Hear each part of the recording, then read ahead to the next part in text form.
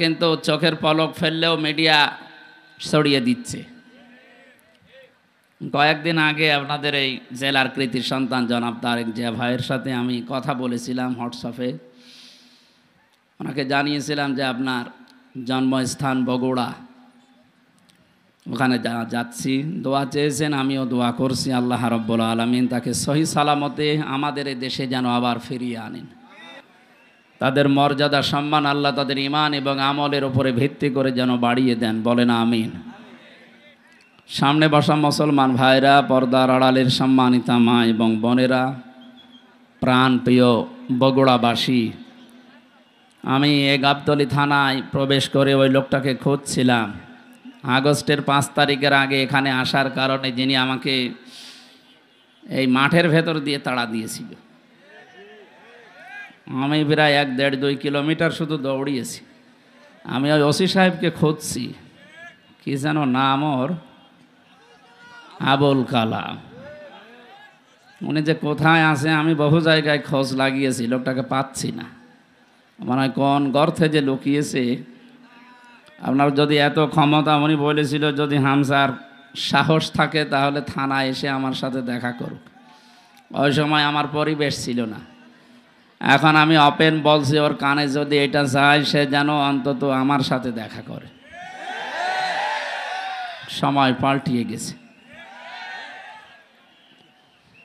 9টা দফা ছিল ছাত্র আন্দোলনের, এর ভেতরে অন্যতম দফা এই যে সংস্কার চাই আমরা। কি চাই বলেন বলেন। এদেশে 1628 জন মানুষ দায়িত্ব পালন করেছিল এই সিআরে, এই সিআর না এরকম সিআরে। তার ভেতরে আপনার এই যে এখান থেকে এখন মনে হয় কোন জায়গায় যে আছে আবুল কালাম পর্যন্ত।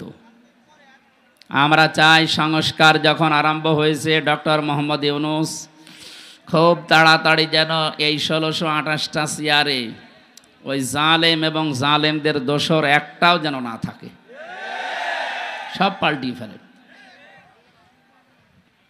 পাল্টানো শুধু না, পাল্টিয়ে তাড়াতাড়ি করে নির্বাচন দিন। কারণ যে ষড়যন্ত্র বাইরে চলছে সেই হিসাবে উনি তো বিভিন্ন মোড়লদের কাছে তদবির করছে যে আমি নির্বাচিত সরকার ছিলাম, আমাকে উৎখাত করা হয়েছে। এটা যে দাহা মিথ্যা কথা, শয়তানও বিশ্বাস করে।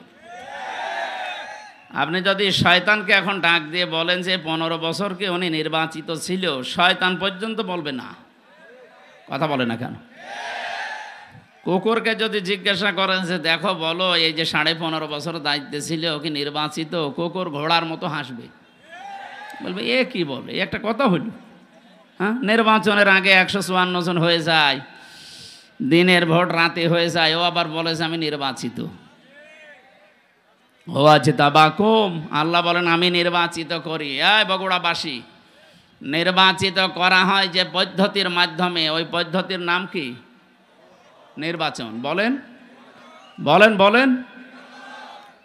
নির্বাচনের মাধ্যমে নির্বাচিত করা হয়। আমাদেরকে আজকে এলাকায় যত মানুষ আছে কোরআনে কারিম শোনার জন্য আল্লাহ নিজে নির্বাচিত করেছেন। বহু মানুষ ছিল, সবাইকে আল্লাহ আসতে দেয়নি। আমি তো আশ্চর্য হচ্ছি, মাত্র ওই কয়েকজন মানুষে আপনি এত গ্যাঞ্জাম করেন কেন? এটা কোন বিভাগের ভেতরে? রাজশাহী। ও, আর একটু হলেই তো সমস্যা হয়ে যেত। এ বিভাগে জেলার পরেই তো যে জেলা শুরু, গাইবান্ধা, ওটা কোন বিভাগ?